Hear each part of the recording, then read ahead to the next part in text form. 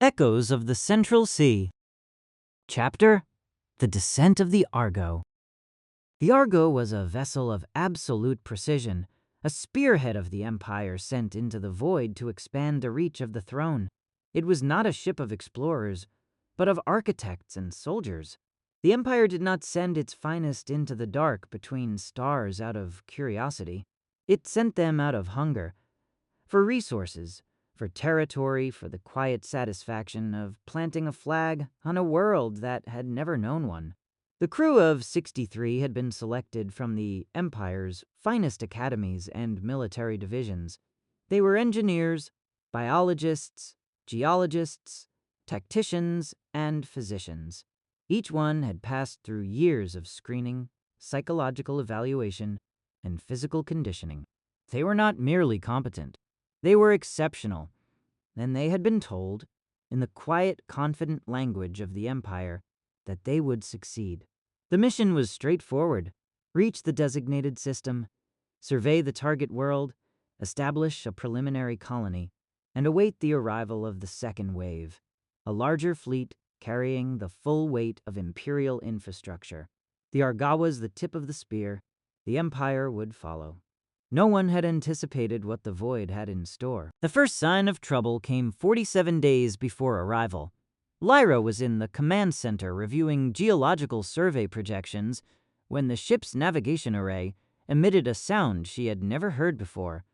A low, resonant pulse, like a bell struck underwater. She looked up from her console. "Mara," she said quietly. Mara was already at her station, her fingers moving rapidly across the engineering interface. Her expression was controlled, but Lyra had known her long enough to read the tension in her jaw. "Phase variance in the full drive," Mara said without looking up. "It's minor. I'm compensating." "How minor?" Mara paused. "Minor enough that I don't want to alarm anyone." Lyra crossed the bridge and stood beside her. On the screen, a cascade of numbers scrolled past. Drive harmonics, spatial fold integrity, energy distribution across the ship's 17 primary systems. Most were green. A cluster near the drive core was shifting toward amber. "Fix it," Lyra said. "I'm trying." For 3 days, Mara and her engineering team worked without sleep. They rerouted power, recalibrated the fold matrices, and ran diagnostics on every component of the drive assembly. The amber numbers stabilized. The bell sound faded. The crew breathed again. On the 44th day before arrival, it returned. This time, it was not a bell. It was a scream. The full drive tore itself apart in a cascade failure that lasted 11 seconds. In those 11 seconds, the Argo was flung out of its calculated trajectory like a stone from a sling, hurled across the remaining distance to the system in a violent, uncontrolled burst. The inertial dampeners failed. The crew was thrown against walls, consoles, and each other. Emergency lighting flooded the ship in deep red. When the chaos subsided, Lyra pulled herself upright using a ceiling rail, blood running from a cut above her ear. Around her, the bridge was a scene of controlled devastation. Screens were cracked. 2 stations were dark. Jace, the navigation officer, was unconscious in his chair, a medic already at his side. "Report," Lyra said. Her voice was steady. It had to be. The reports came in fragments, each one worse than the last. The full drive was gone. Not damaged, not repairable, but simply gone. Its housing shattered and vented into space. The long-range communication array had been severed at the base. The secondary power cores were running at 30%. The forward hull had sustained structural fractures along 3 sections, and they were falling. Planet 3 filled the forward viewport, a vast, brilliant blue, so saturated with color that it looked almost artificial. It was a world of water, broken by 3 enormous continental masses arranged around a central ocean. From this altitude, the planet looked peaceful, serene even. It was not going to be peaceful for long. "Can we achieve stable orbit?" Lyra asked. Mara's answer came after a long pause. "No, we don't have the thrust. We're going in." Landing trajectory? I'm working on it. Myra's hands moved without stopping. The continental masses are too far. We don't have the lateral control to reach them. But there's a landmass in the center of the ocean. Large island. Looks stable. If I can angle us right, we might be able to use the atmosphere as a brake and bring us down on the northern shore. Might. Mara finally looked up. Her eyes were calm, which was the most frightening thing Lyra had ever seen. It's the best option we have. Lyra turned to face the viewport. The blue world was growing larger by the second. She could see the island now, a green and brown shape in the center of the ocean, surrounded on all sides by open water. It looked impossibly small from here. Do it, she said. What followed was 40 minutes of controlled terror. Mara used the remaining thruster capacity to angle the Argo into the upper atmosphere at the shallowest possible entry vector. The hull screamed as it hit the air, the ablative shielding burning away in sheets of white fire. The ship shook so violently that crew members had to strap themselves to whatever fixed surface they could find. The temperature inside the hull rose by 30 degrees in 10 minutes. Through the viewport, the sky turned from black to violet to a deep, burning orange. Lyra watched the altimeter count down. She watched the island grow from a smudge to a shape to a landscape. She could see the white line of a beach, the dark mass of jungle, the distant rise of mountains in the interior. She could see rivers catching the light of the sun. "Brace!" Mara shouted. The Argo hit the ocean surface 3 kilometers from the northern shore. The impact was catastrophic. The ship skipped once, twice, 3 times across the water like a stone, each impact sending shock waves through the hull that buckled internal walls and shattered every remaining piece of glass on the ship. On the third skip, the forward section dug into the shallows, and the Argo plowed into the beach at full speed. The jungle swallowed them. The ship carved a trench through ancient trees, through soil that had never been touched, through rock formations that had stood for millions of years. It traveled nearly 2 kilometers inland before the resistance of the Earth finally overcame its momentum. Then it stopped. The silence that followed was the loudest thing Lyra had ever heard. She was the first one out. She climbed through a buckled emergency hatch in the midsection and dropped onto the soil of Planet 3 for the first time. The air hit her immediately. Warm, thick, rich, with the smell of crushed vegetation and something floral she had no name for. The gravity was slightly higher than standard, noticeable in the way her legs felt heavier than usual. The sky above was a deep, clear blue, and the sun, slightly smaller than the one she had grown up under, hung at mid-morning height. Behind her, the Argo lay in ruins.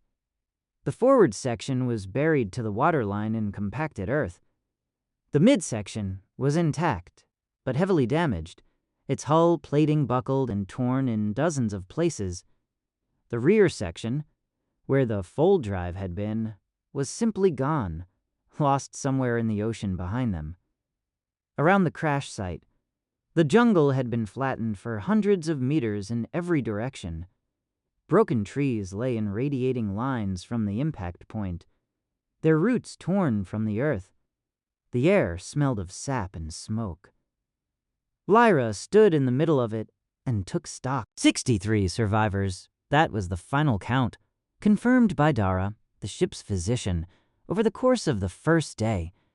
11 dead in the crash, 3 on the bridge during the atmospheric entry, 4 in the engineering section when a power conduit ruptured, 4 more in the rear compartments that had been crushed on impact.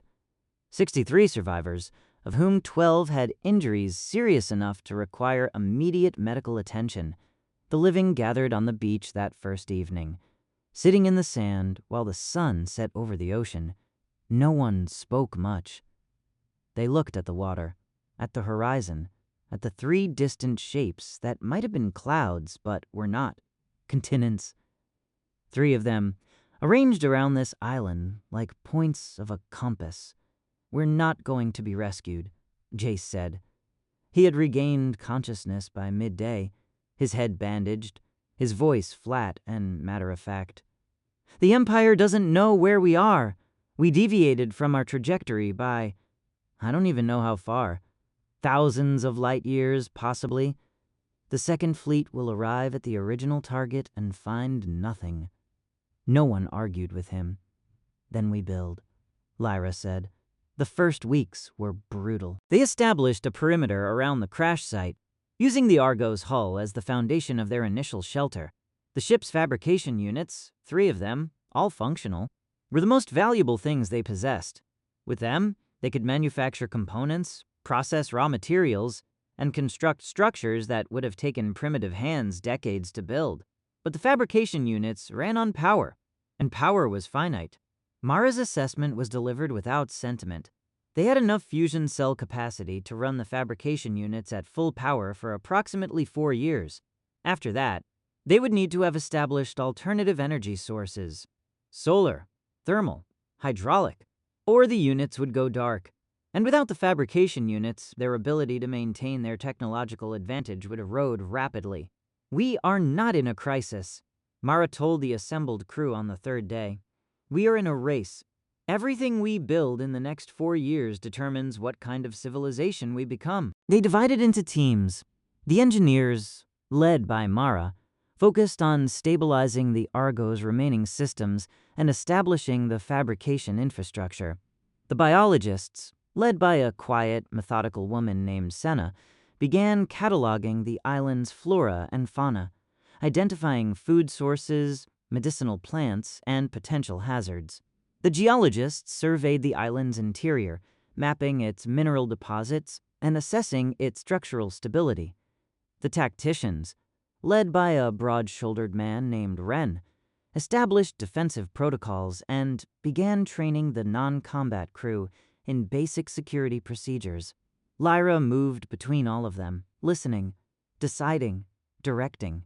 The island was large, roughly the size of a small country, with a varied terrain that included coastal plains, dense jungle, a central highland plateau, and a range of mountains in the south, whose peaks were permanently capped with cloud.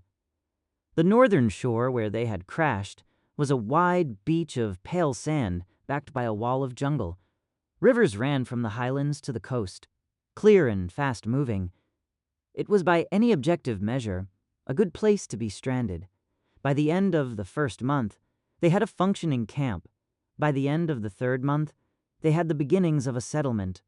Permanent structures built from a combination of fabricated alloy components and locally sourced stone, connected by cleared paths, supplied by a water system that drew from the nearest river. By the end of the 1st year, it was a town. They had no name for it yet. Names felt premature. Names implied permanence, and permanence implied acceptance. And none of them were quite ready to accept that this was their life now. So they called it the settlement, and they kept working. The fabrication units produced tools, components, and structural elements with mechanical indifference. But they could not produce everything. The Empire's technology was vast and interconnected. A single advanced device often depended on dozens of subcomponents that required their own specialized manufacturing chains. Without the full industrial capacity of an Imperial foundry, certain technologies were simply beyond reach. They had no star drive, no long-range communication, no military-grade weapons beyond the small arms that had survived the crash, and those were running low on power cells that could not be recharged with the equipment available. What they had was knowledge. 63 of the Empire's finest minds, carrying in their heads the accumulated science of a civilization that had mastered interstellar travel. They could not build a starship from jungle timber and island stone, but they could build things that would look, to any observer on this planet, like the work of gods. Mara designed a water-powered mill that processed grain at 10 times the speed of any hand-operated system. Senna developed a crop rotation protocol that tripled the yield of the island's native edible plants. The geologists identified a vein of high-grade iron ore in the southern mountains and designed a smelting process that produced steel of a quality that would not be matched by conventional means for thousands of years. The settlement grew. The people within it adapted. The grief of loss, of home, of family, of the future they had planned did not disappear, but it was buried under the weight of necessity. There was always something to build, something to fix, something to plan, and always on the horizon, the three continents waited. It was Jace who first raised the question formally in the second year during one of the weekly council meetings that Lyra had established as the settlement's primary governing mechanism. "We need to know what's out there," he said, spreading a hand-drawn map across the table. It was rough, based on observations from the ship's final moments, and supplemented by what the geologists had been able to determine from the island's highest peaks. 3 continental masses, each at a different compass point, distances estimated in the hundreds of kilometers. We have no idea if those continents are inhabited. We have no idea what resources they hold. We are making long-term plans based on the assumption that this island is all we have. That assumption might be wrong. "We can't reach them," Ren said. "Not with what we have." "Not yet," Jace replied. "But we could build something. Not an Imperial vessel. Something simpler. Something that uses what this island gives us." The room was quiet for a moment. "How long?" Lyra asked. Jace looked at Mara. Mara looked at the ceiling, calculating. 2 years, she said. "Maybe 18 months if we prioritize it." Lyra nodded slowly. "Then we prioritize it." The project consumed the settlement's second and third years. Mara designed the vessels. She called them Wayfinders, a name that stuck, drawing on Imperial hydrodynamic theory and adapting it to the materials available. The hulls were built from the island's hardwood, treated with a resin compound that Senna's team had developed from native plant extracts. The structural reinforcement used fabricated alloy components sparingly, reserving the fabrication unit's capacity for the most critical elements. The propulsion was a hybrid system, sail-driven primarily, with a small solar-electric motor for maneuvering in calm conditions. They were not beautiful ships. They were functional ones. Low-slung, broad-beamed, designed for stability in open ocean rather than speed. Each one carried a crew of 8 and enough supplies for a 3-week voyage.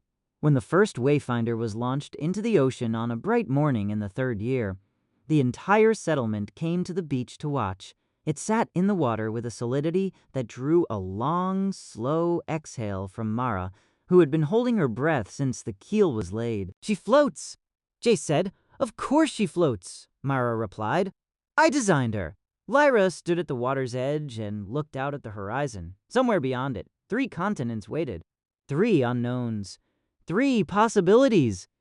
She thought about the Empire, about the throne, about the second fleet that would never come, about the civilization she had been born into and would never see again. She thought about the 63 people behind her, who had followed her out of a burning ship and into an alien world, and had not stopped working since. She thought about what they were building here and what it might become. "We go in the spring," she said. "All 3 directions. Simultaneously." She turned away from the ocean and walked back toward the settlement, where the lights were coming on in the windows as the sun went down, and the smell of cooking drifted from the communal hall. And somewhere a child, the first child born on this world, Senna's daughter 8 months old, was crying in the warm evening air. Planet 3 turned beneath its sun, indifferent and ancient. The settlement waited for spring. Chapter: The 3 Shores. The spring of the 4th year arrived with a violent bloom of violet flora across the island's central plateau. The colonists had learned to read the seasons of Planet 3 by now. The way the wind shifted from the southern mountains, the sudden explosion of color in the jungle canopy, the migration patterns of the 6-legged creatures that grazed in the lowlands. But this spring was different. This spring, they would finally learn if they were alone. 3 Wayfinder vessels sat in the northern harbor, their hulls gleaming with a fresh coat of the resin compound that Senna's biology team had perfected over the winter. Each ship carried a crew of 8, supplies for 3 weeks, and a single rule that Lyra had made absolutely clear during the final briefing. Observe, document. Do not reveal yourselves unless absolutely necessary. The crews stood on the beach in the pre-dawn darkness, checking equipment one final time. Kale, the linguist, adjusted the straps on his pack, his fingers moving with the nervous precision of a man who had spent 3 years preparing for this moment. Beside him, Jace checked the solar cells on the navigation console, his face illuminated by the soft blue glow of the display. Ren, the security chief, stood apart from the others, his hand resting on the grip of one of the few remaining powered weapons, a compact pulse emitter that could shatter stone or stun a target at 50 meters. He had argued against bringing it. Lyra had overruled him.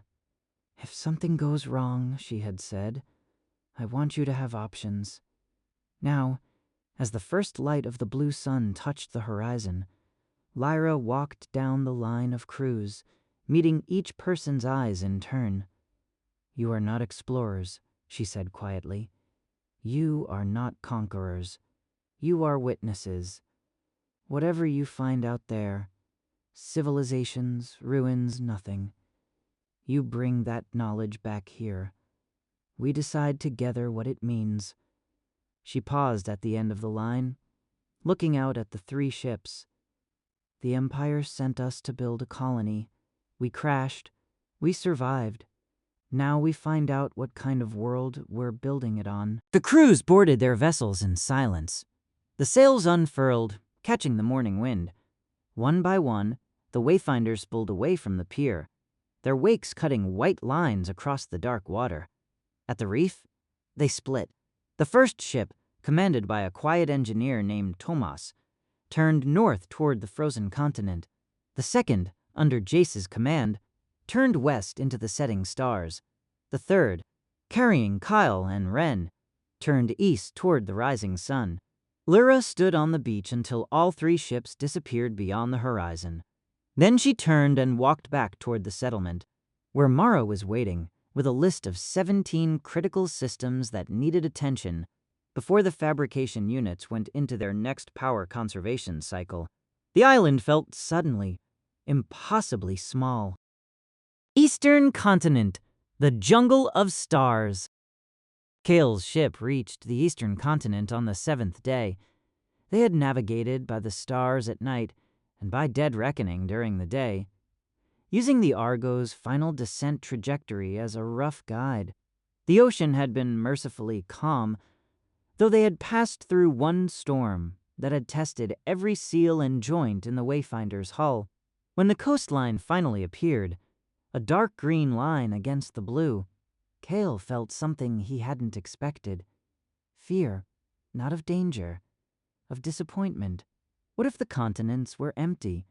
What if Planet 3 was a world of water and jungle and nothing else? What if the 63 survivors were truly alone, building their small civilization on an island in an empty sea?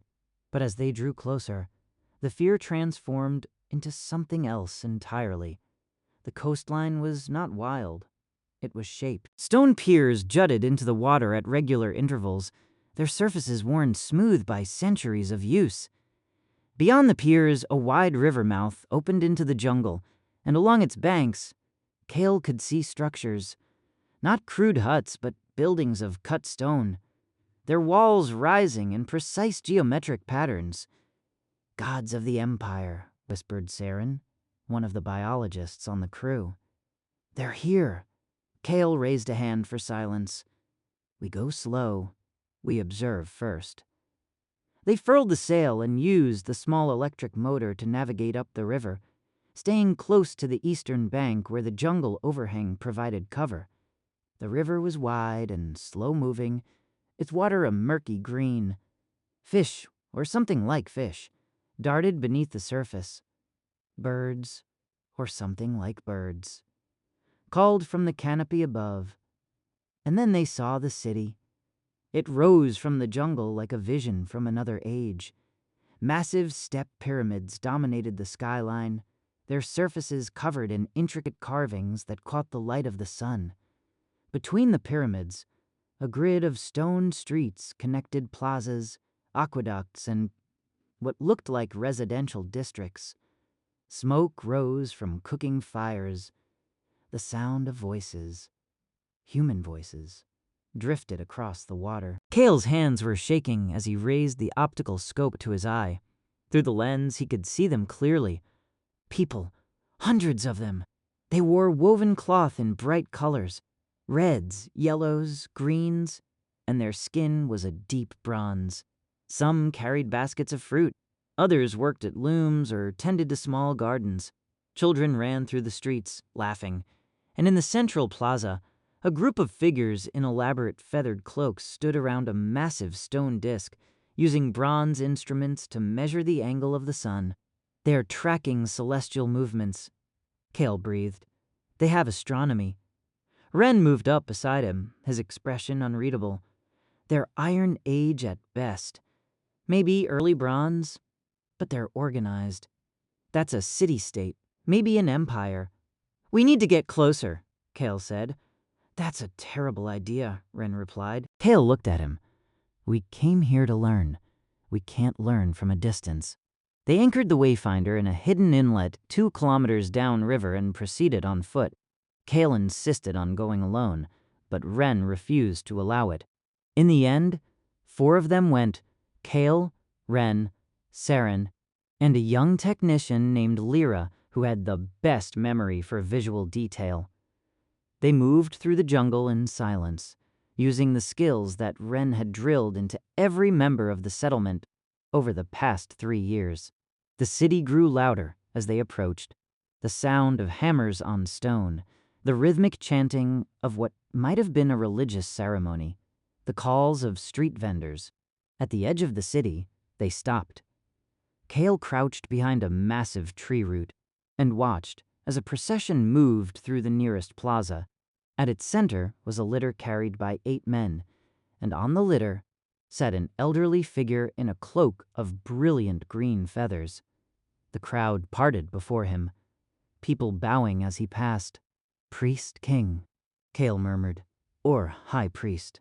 This is a theocracy, or a monarchy with religious elements, Saren countered. Look at the soldiers! She was right. Flanking the procession were men in padded armor, carrying spears tipped with obsidian. They moved with discipline, their eyes scanning the crowd. They have a standing military, Ren said quietly. That means they have enemies, internal or external. Kale was about to respond when Lyra grabbed his arm. Look, she whispered, pointing. On the side of the nearest pyramid, a massive carving depicted a scene that made Kale's blood run cold. It showed a great fire falling from the sky, crashing into the ocean, and from the fire, figures emerged, tall, radiant, carrying objects that looked disturbingly like tools. They saw us, Kale said. They saw the Argo crash. That was 4 years ago, Ren said. This carving is older. Look at the weathering. He was right. The stone was worn, the details softened by time. Then they saw something else, Kale said slowly. Something before us. The implications hung in the air, unspoken. They watched the city for 3 more hours, documenting everything they could. The architecture, the clothing, the tools, the language. Kale recorded fragments of conversation, his trained ear picking out phonetic patterns and grammatical structures. As the sun began to set, they retreated to the Wayfinder. That night, anchored in the hidden inlet, Kale sat in the small cabin and reviewed his notes by the light of a small electric lamp. We can't just observe, he said finally. We need to make contact. Ren looked up from where he was cleaning the pulse emitter. Lyra said, I know what Lyra said. But we're not going to learn their language from a distance. We're not going to understand their culture by hiding in the jungle. And if we're going to survive on this planet long term, we need to know who our neighbors are. And if they're hostile, Kale met his eyes, then we leave. But I don't think they will be. Did you see the way they reacted to that carving? They're expecting us. They've been expecting us for a long time. The next morning, Kale walked into the city alone. He wore his Imperial uniform, the silver-threaded fabric that had survived the crash, cleaned and repaired as best as possible. He carried no weapons. His hands were empty, held out at his sides. He walked down the main avenue toward the central plaza, and the city fell silent around him. People stopped in the streets. Vendors abandoned their stalls. Children hid behind their parents. And from the Great Pyramid at the center of the city, a bell began to ring, a deep, resonant sound that echoed across the stone. Kale kept walking. By the time he reached the plaza, a crowd had gathered. Hundreds of people standing in absolute silence, staring at him with expressions that ranged from awe to terror. And then, the crowd parted. The elderly priest king from the procession emerged, supported by 2 attendants. He was ancient, his face a map of wrinkles, but his eyes were sharp and clear. He looked at Kale for a long moment. Then he knelt. The entire plaza knelt with him, hundreds of people dropping to their knees in a single fluid motion. Kale's heart was pounding so hard he thought it might burst. He raised his hands slowly, palms out, and spoke in the most neutral, calming tone he could manage. "I am Kale. I come in peace." The priest king looked up, tears streaming down his face. He spoke in a language that Kale didn't understand, but the tone was unmistakable. Reverence, joy, relief. The old man believed Kale was a god. Western continent, the Iron Bastion. Jace's experience was nothing like Kale's. The Western continent was a land of gray stone and cold wind. The coastline was a series of jagged cliffs, and the first settlement they found was a fortress, a massive structure of unmortared stone blocks, each one weighing several tons. They approached cautiously, the wayfinder flying a white flag improvised from a spare sail. As they entered the harbor, Jace could see figures moving on the walls, armored figures, carrying what looked like crossbows. "This is a military culture," Jace said quietly. "Stay sharp." They had barely tied off at the pier when a group of 20 soldiers surrounded them. They wore heavy iron plate armor and carried short swords and rectangular shields. Their leader was a tall woman with a scar running from her temple to her jaw. She spoke in a harsh, guttural language, her tone making it clear that she was asking questions. Jace raised his hand slowly. "We come in peace. We are travelers from the central island." The woman's eyes narrowed. She barked an order, and 2 soldiers stepped forward, grabbing Jace by the arms. "Wait!" Jace started, but Ren's second in command. A man named Darius was already reaching for his weapon. "Don't!" Jace snapped. "Stand down!" They were marched through the fortress gates into a courtyard where a massive fire burned in a central pit. Around the fire, more soldiers sat on stone benches, sharpening weapons and repairing armor. At the far end of the courtyard, a man sat on a throne of black iron. He was broad-shouldered and scarred, his beard braided with bronze rings. He looked at Jace with the cold, calculating gaze of a man who had killed many times and would kill again without hesitation. The scarred woman spoke to him in rapid sentences. The man on the throne listened, then stood. He walked down from the dais and stopped directly in front of Jace. He was a full head taller, and he smelled of smoke and iron. Then he smiled. It was not a friendly smile. He spoke a single word, then gestured to the walls of the fortress. Jace followed his gaze and felt his stomach drop. The walls were lined with weapons, swords, axes, spears, all of them made from iron that was crude and pitted. But hanging above the throne was a single blade that gleamed like silver. It was Imperial steel, salvaged from the Argo, or something older. The warlord, because that's clearly what he was, pointed at the blade, then at Jace, then at the sky. The message was clear. "You are from the same place as this." Jace nodded slowly. "Yes." The warlord's smile widened. He barked an order, and the soldiers released Jace's arms. Then the warlord drew a knife from his belt and held it out, hilt first. Jace understood. This was a test. He took the knife, turned it over in his hands, then handed it back. The warlord laughed, a deep, booming sound, and clapped Jace on the shoulder hard enough to make him stagger. The soldiers around the fire laughed too, and just like that, the tension broke. That night, Jace and his crew were given food and shelter. The warlord, whose name as best as Jace could determine was Valerius, sat across from him and spoke in broken fragments of a trade language that Jace slowly began to piece together. Valerius was not a king. He was one of many warlords who controlled the fortress cities of the western continent. They fought each other constantly, raiding for resources and slaves. But they all shared one belief: the gods of the sky would one day return. And when they did, the strongest warlord would be chosen to rule at their side. Valerius looked at Jace across the fire, his eyes gleaming. "You," he said in halting words, "sky, strong, teach." Jace felt a chill run down his spine.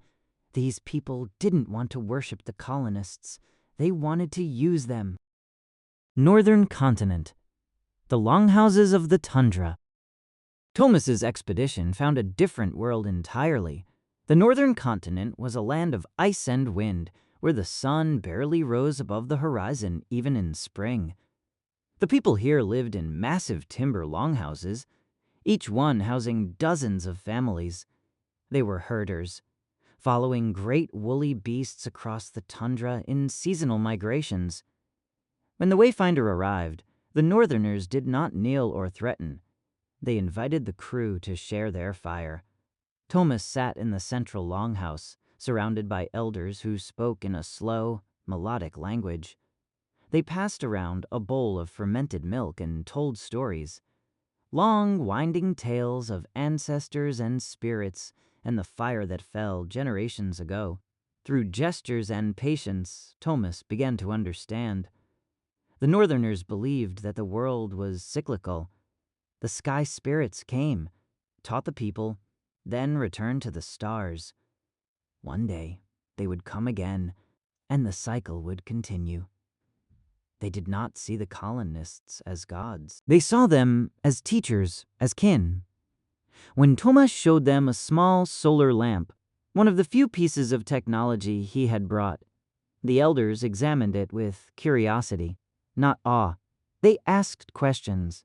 They wanted to understand how it worked. Thomas realized, with a strange mixture of relief and sadness, that these people were the most dangerous of all, because they would learn. Return to the island. All three Wayfinders returned within 2 weeks of each other. The crews gathered in the settlement's council hall, and for 6 hours they shared what they had found.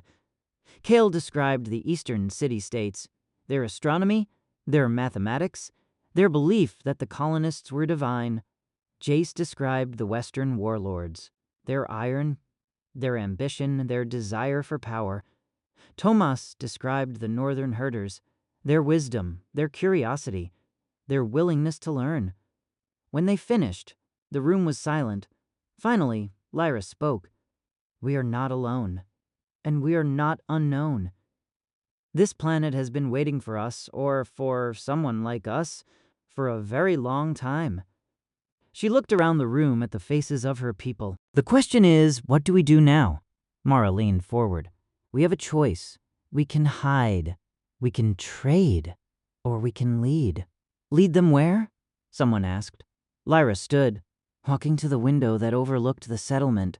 Beyond it, the jungle stretched toward the mountains, and beyond the mountains, the ocean, and beyond the ocean, 3 continents full of people who had just learned that the sky spirits were real.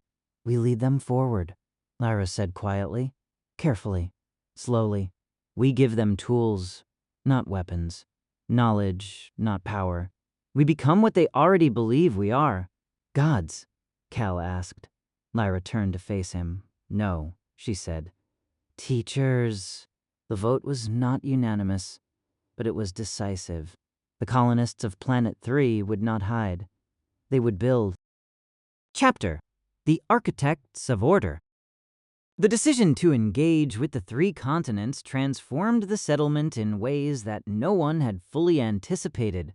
What had been a community of survivors became something else entirely. A center of power, a source of miracles, a capital without a nation. By the 6th year, the first permanent emissaries had been established on each continent.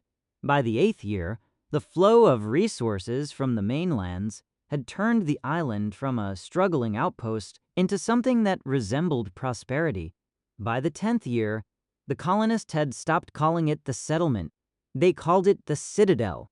The name emerged organically, whispered first by the native laborers who had been permitted to work on the island's construction projects, then adopted by the colonists themselves. It fit.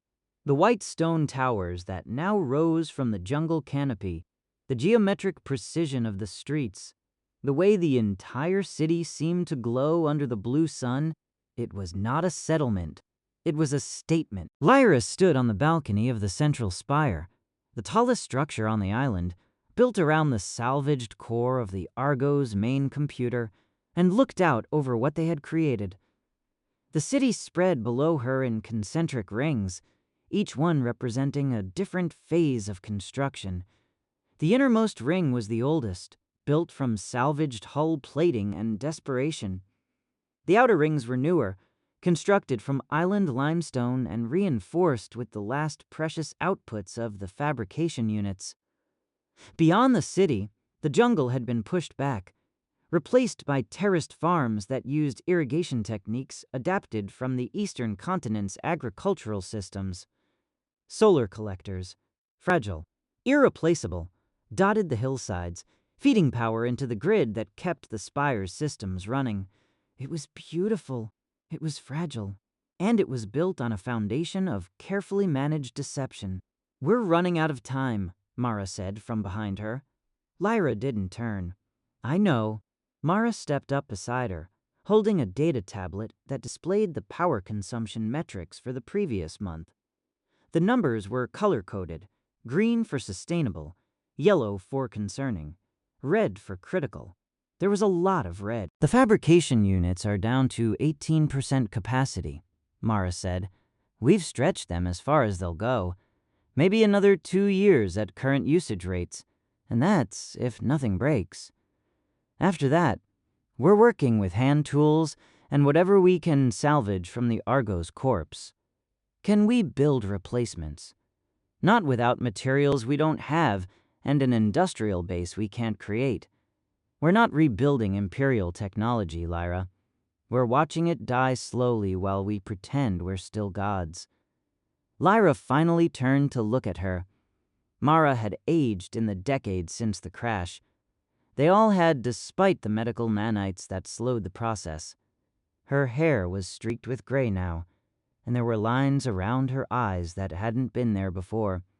"Then we make sure that when the technology dies, the idea of it doesn't," Lyra said. "We've been giving them tools.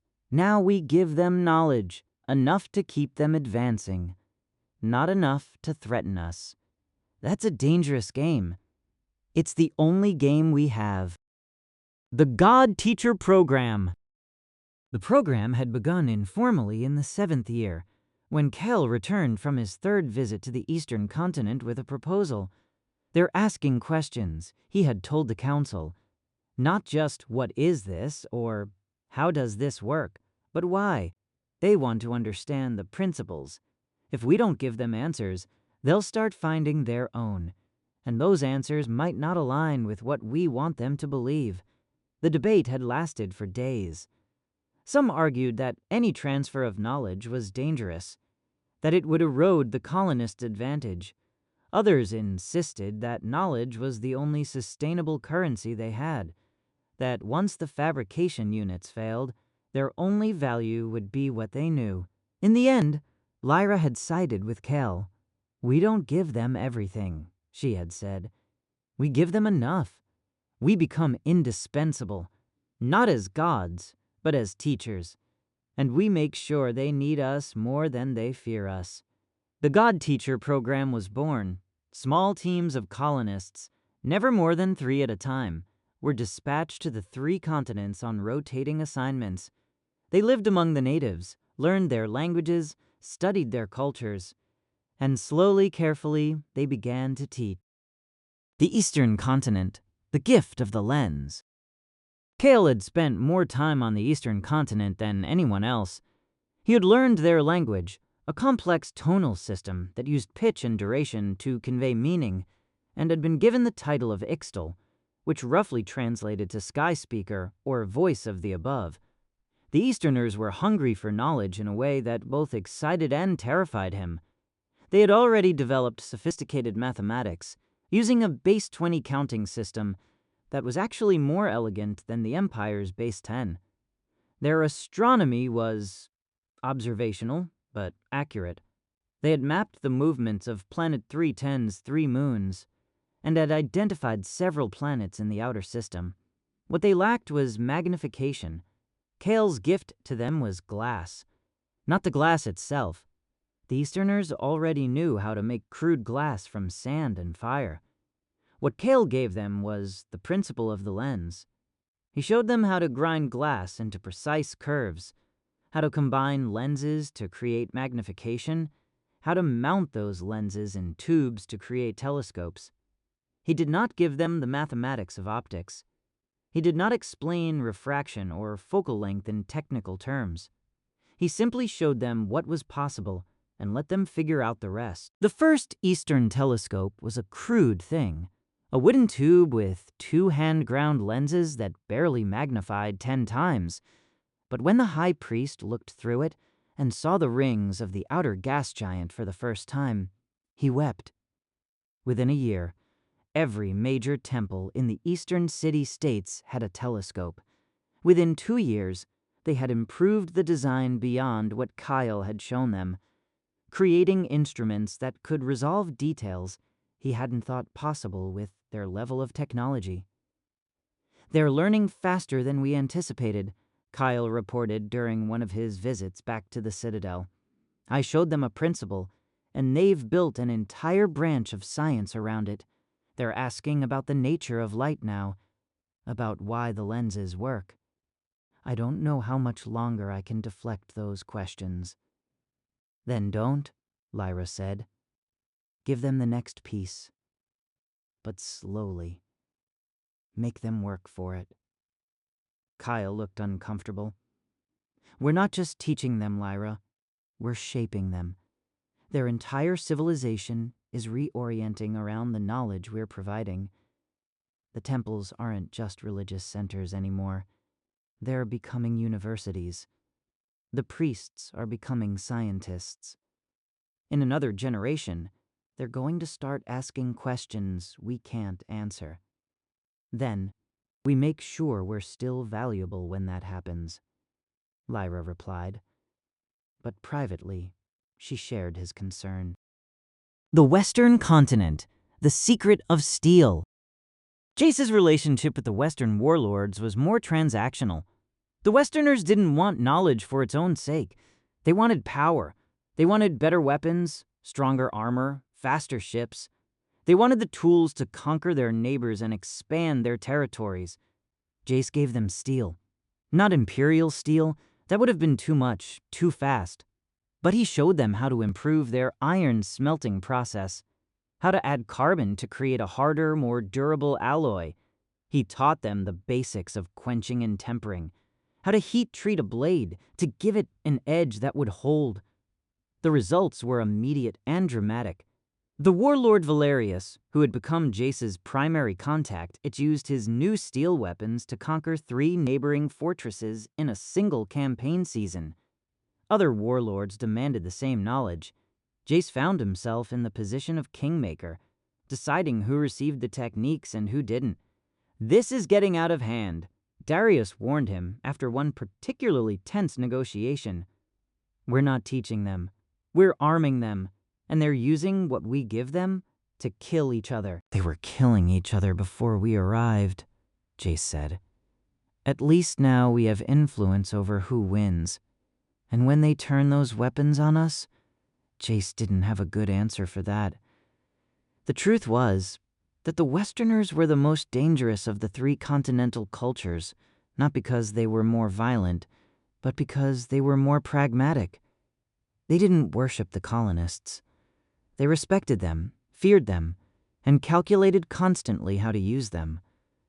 Valerius had made his position clear during one of their private conversations. "You are strong," he had said in the trade language that had developed between them.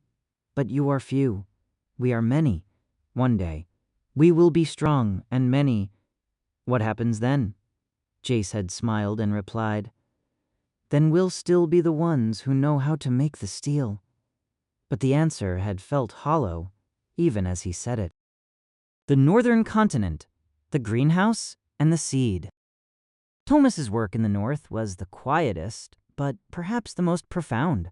The northerners were not interested in weapons or astronomy. They were interested in survival. The northern continent was harsh, and the growing season was brutally short. Famine was a constant threat, and entire communities could be wiped out by a single bad winter.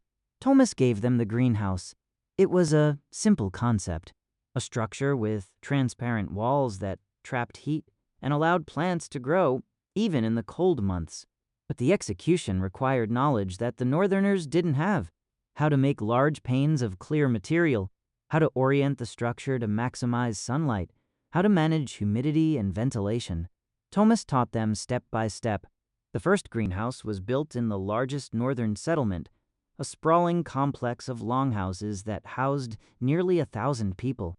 It was a modest structure, barely 10 meters on a side, with walls made of stretched animal membrane treated with plant oils to make it translucent. But it worked. By midwinter, the greenhouse was producing fresh vegetables, leafy greens, root crops, even a few fruiting plants.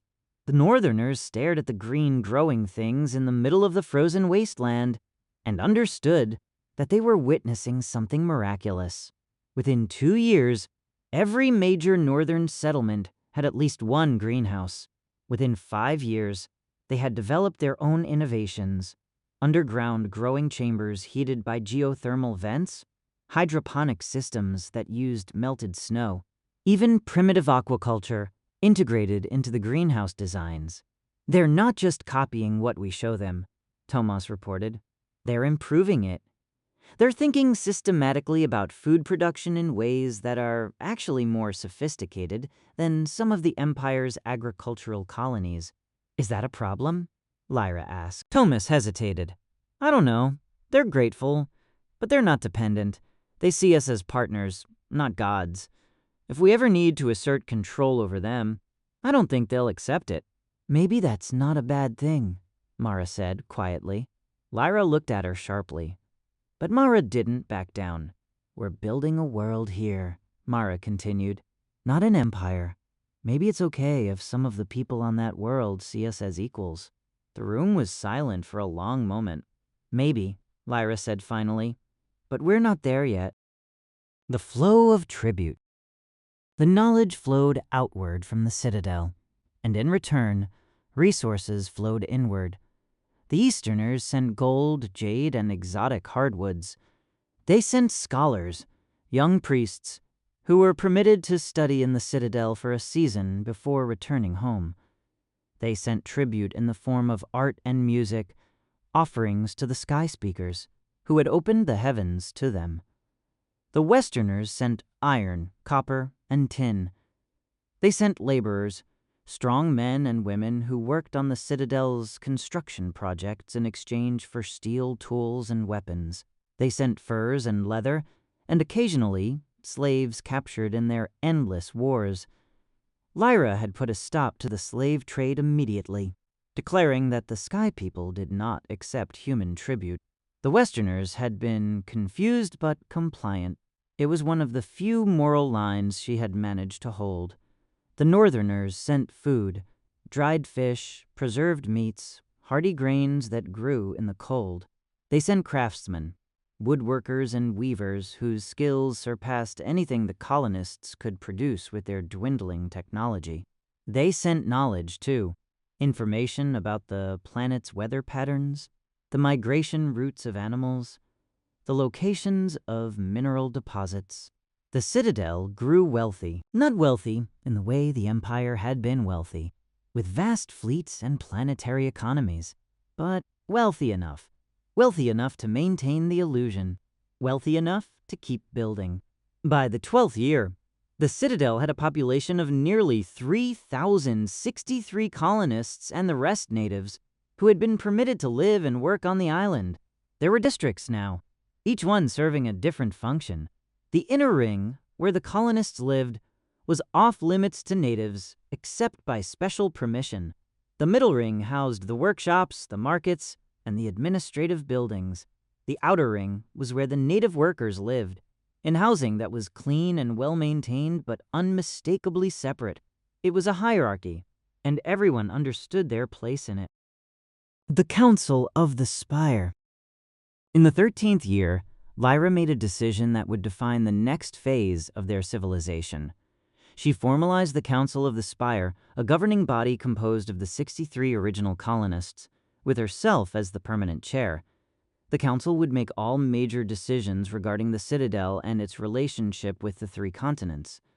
Votes would be by simple majority, but Lyra retained veto power in matters of security.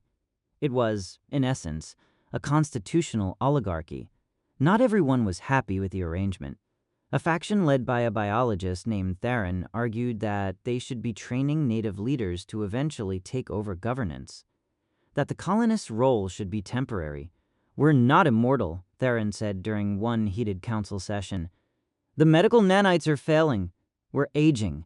In another 20 years, we'll start dying. What happens to this place when we're gone?" "We train successors," Lyra replied.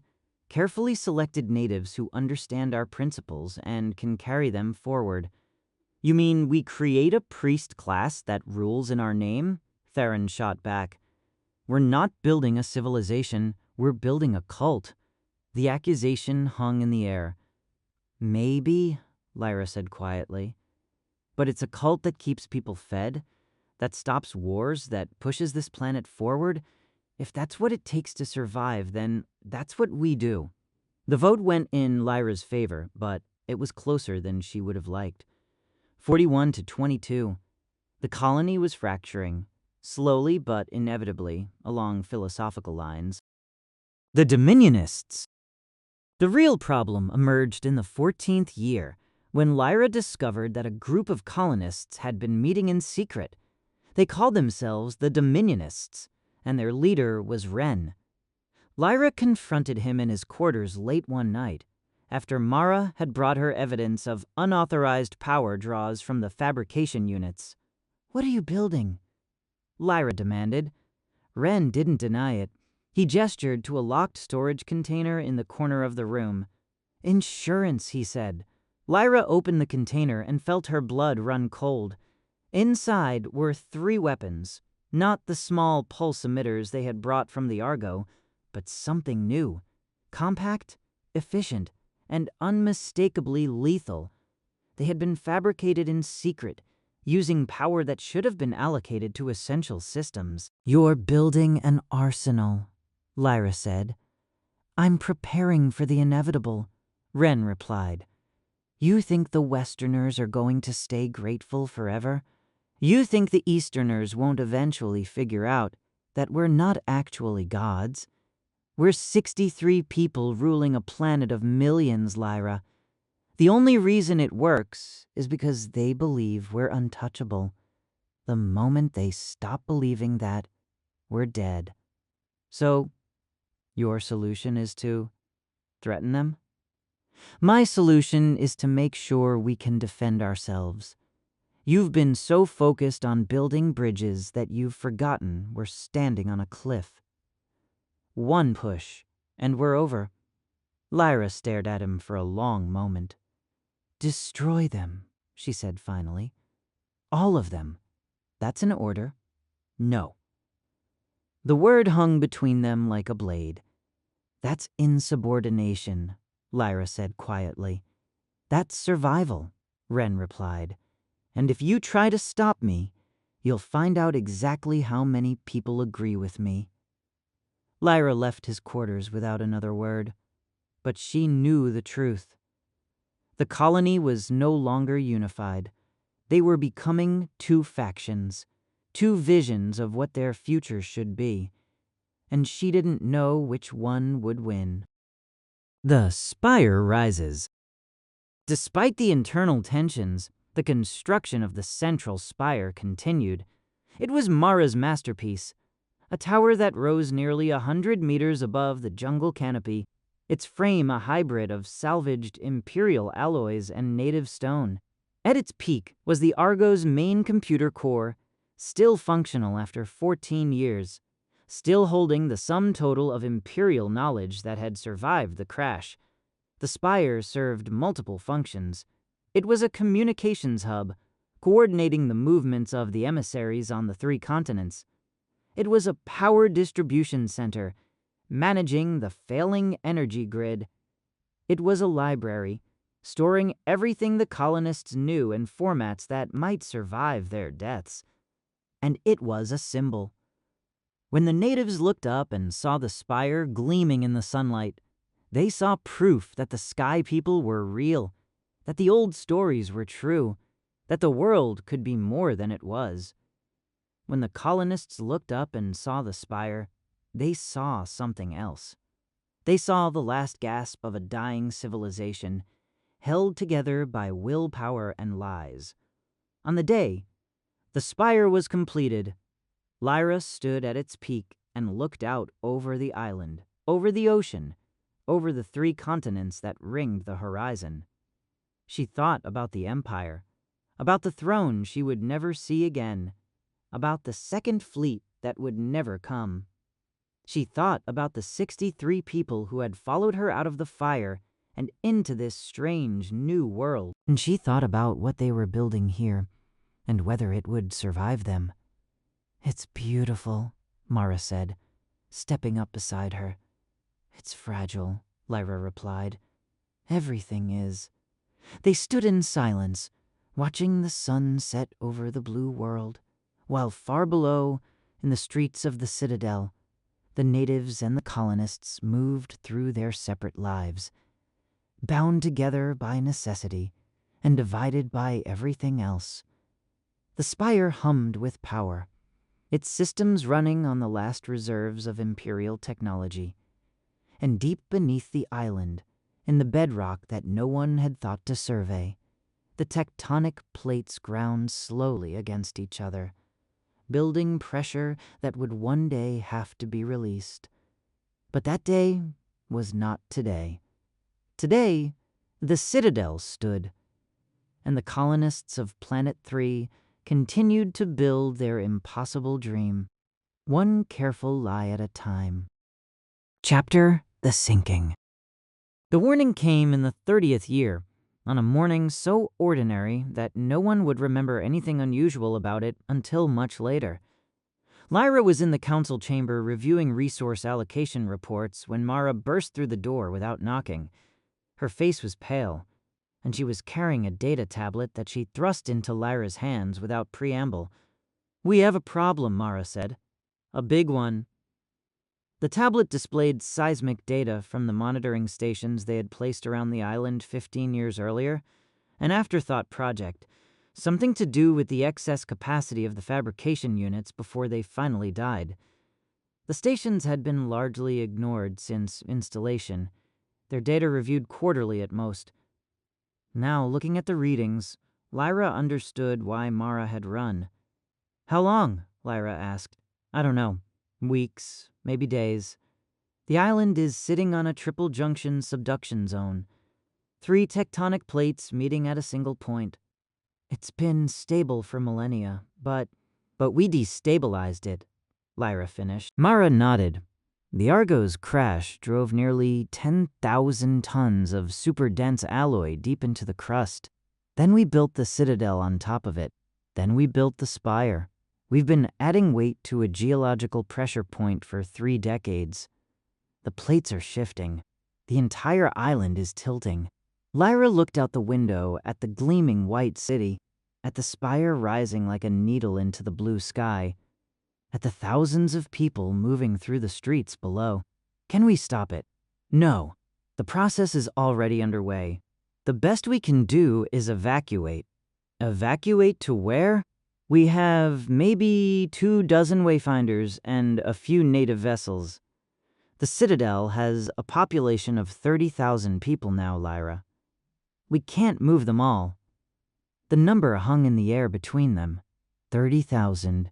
It had grown so gradually that Lyra had stopped thinking about it as shocking. The original 63 colonists, now 58 after 5 deaths over the years, plus the native workers who had been permitted to settle on the island, plus their children, plus the scholars and craftsmen and priests who had come to study at the feet of the Sky People. 30,000 lives, sitting on top of a geological time bomb. We send word to the continents, Lyra said. Every ship they have, every vessel that can float, we tell them to come now. And tell them what?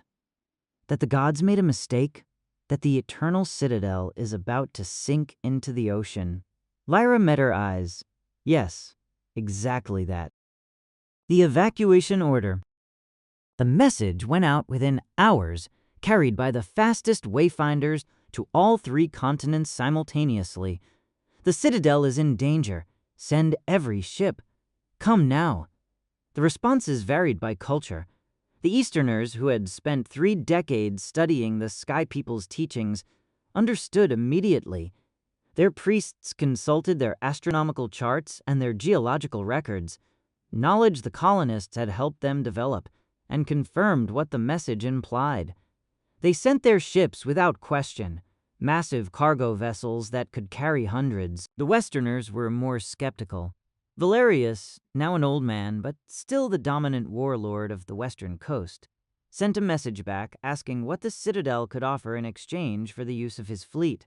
Jace, who had been on the western continent when the evacuation order came, had to negotiate in real time, promising steel and knowledge and whatever else Valerius wanted.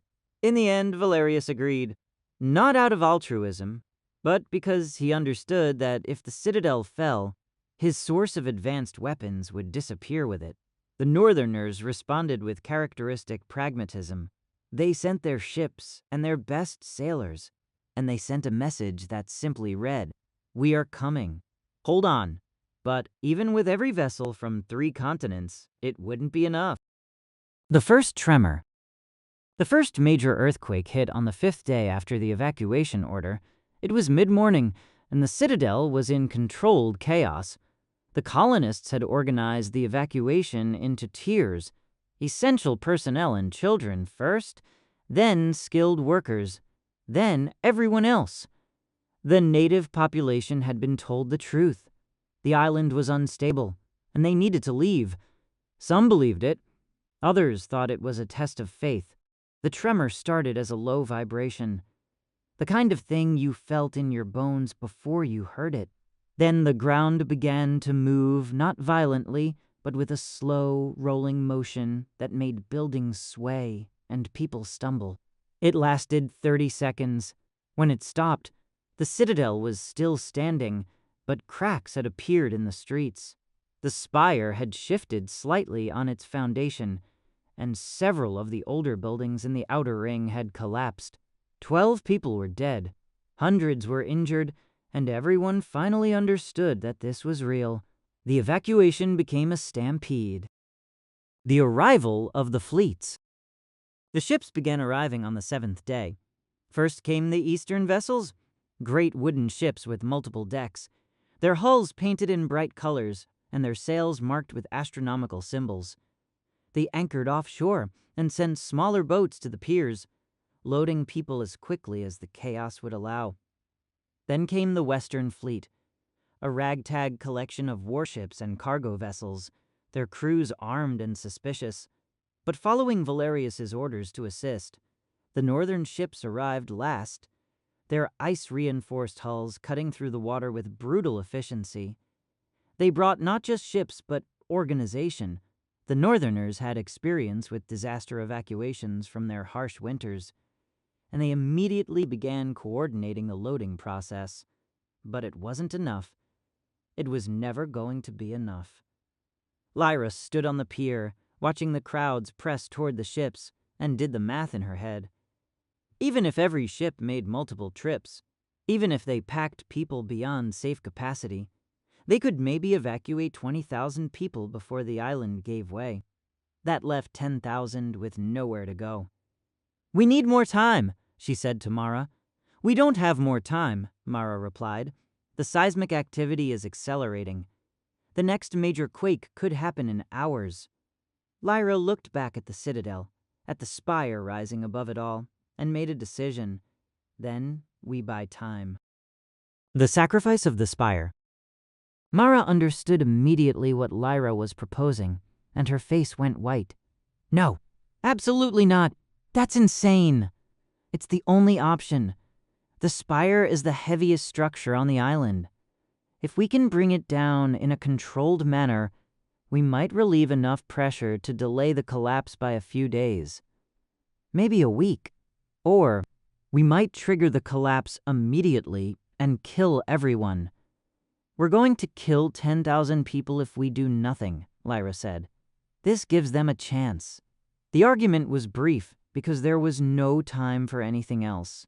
Lyra called an emergency council session, the first in 5 years, where all 58 surviving colonists were present, and laid out the plan. They would use the last of their explosives, charges that had been salvaged from the Argo and kept in storage for 3 decades, to bring down the spire.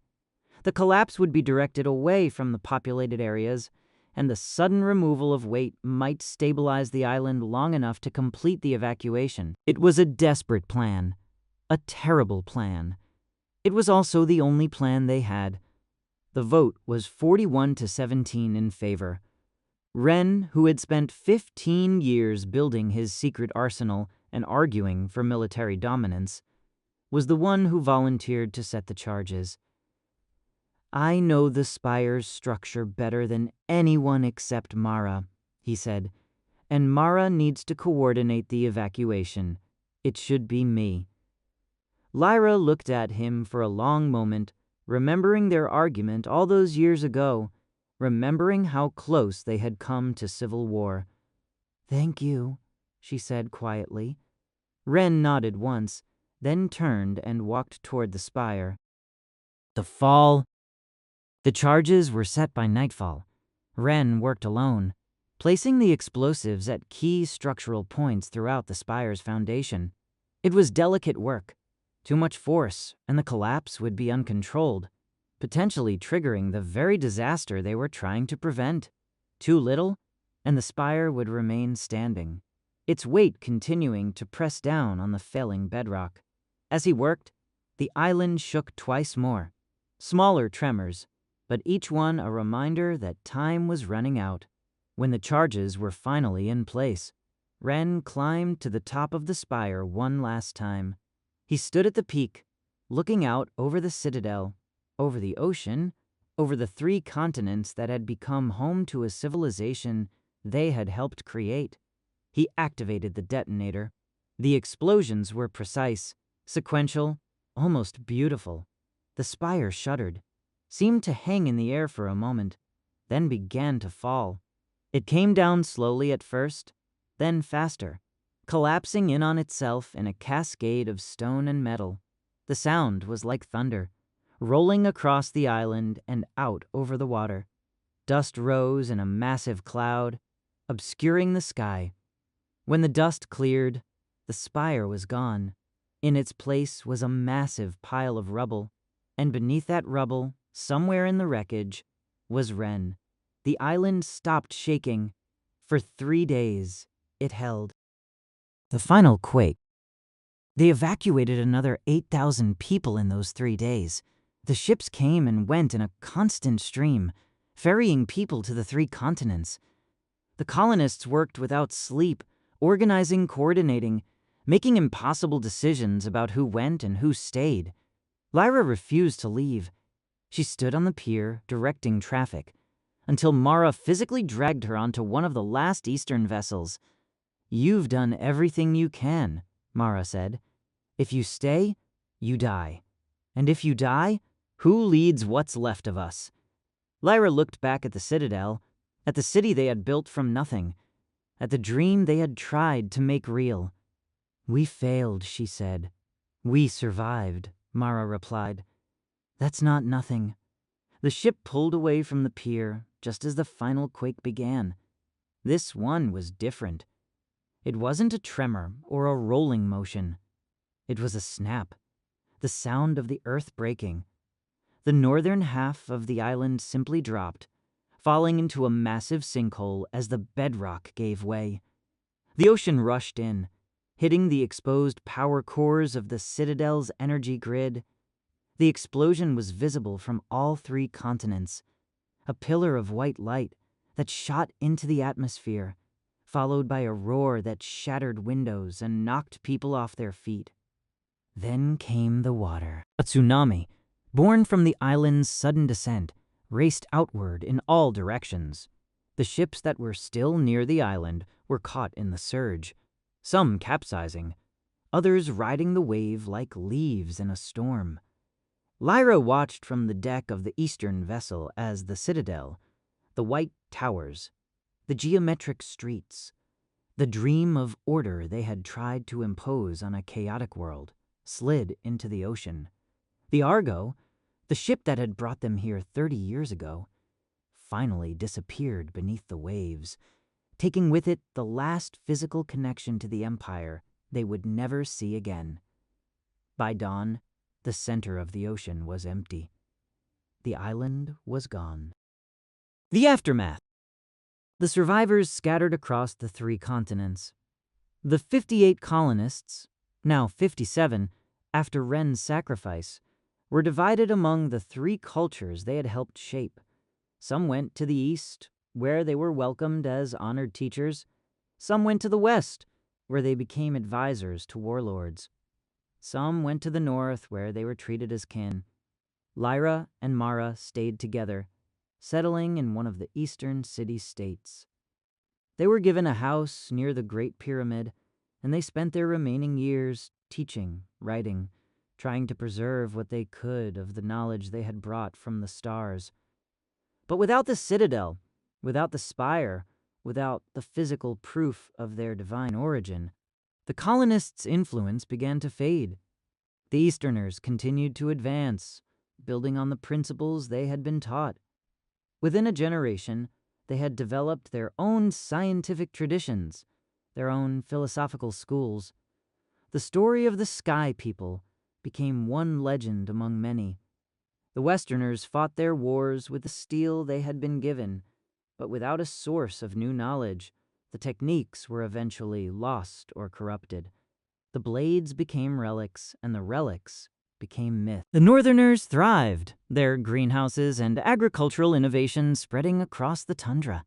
But they remembered the colonists not as gods, but as friends who had come and gone, as all friends eventually do. The world of Planet 3 moved on. Centuries passed, then millennia. The continents drifted, the climate changed, new civilizations rose and fell. The story of the Citadel became a fairy tale, then a myth, then a footnote in histories that no longer remembered where the knowledge had come from. The blue sun aged, the 3 moons continued their dance, and deep beneath the ocean, in the cold darkness, the ruins of the Citadel waited in silence. Epilogue: The Kingdom of Mu. Present day, the Mid-Atlantic Ridge. The deep-sea submersible Nereus hung suspended in the eternal midnight of the ocean floor, 4,000 meters below the surface. Inside the cramped titanium sphere, Dr. Elias Thorne stared through the reinforced viewport, his breath fogging the glass. "Approaching the coordinates," the pilot whispered, as if loud noises might disturb the ghosts of the abyss. For decades, Elias had chased a ghost. He had found the same anomalous mathematical symbols in the high Andes, the Egyptian sands, and the underwater caves of Okinawa. They all pointed here, to a geological impossibility in the center of the Atlantic. The sub's floodlights cut through the silt, and then the abyss gave up its secret. It wasn't a rock formation, it was a city. Gleaming white stone, preserved by the freezing pressure, rose in concentric rings from the seabed. Geometric streets, laid out with celestial precision, converged toward a central plaza. In the middle of that plaza lay the shattered remains of a colossal tower, its hull-like metal glinting with a dull silver luster that defied 10,000 years of salt water. "My God," Carmen whispered from the sonar station. "The architecture, it matches the Atacama site perfectly. Elias, this is it. This is the source." Elias watched as the sub drifted over a fallen pylon. Etched into the base was the symbol he had seen in every ancient text, 3 curved lines surrounding a central circle. "Mu," Elias breathed. It wasn't just a myth of a sunken continent. It was the graveyard of a starship and the cradle of a world. He looked at the ruins, the citadel of the legends, and realized that every spark of human progress, from the first steel blade to the first telescope, had been a filtered echo of the people who had lived here. They hadn't been gods. They had been survivors, teaching a young world how to dream before the earth claimed them. As the submersible's lights swept over the central spire, a faint, rhythmic pulse of blue light flickered deep within the wreckage, a beacon, ancient and patient, finally sensing a witness. "They aren't gone," Elias said, a chill racing down his spine that had nothing to do with the deep-sea cold. "They're just waiting for us to remember." High above, the Atlantic waves rolled on, oblivious to the kingdom beneath them, while the blue light in the deep pulsed once, twice, and then held steady, a final silent greeting from the stars. Thank you for listening. If you like this story, please subscribe for more.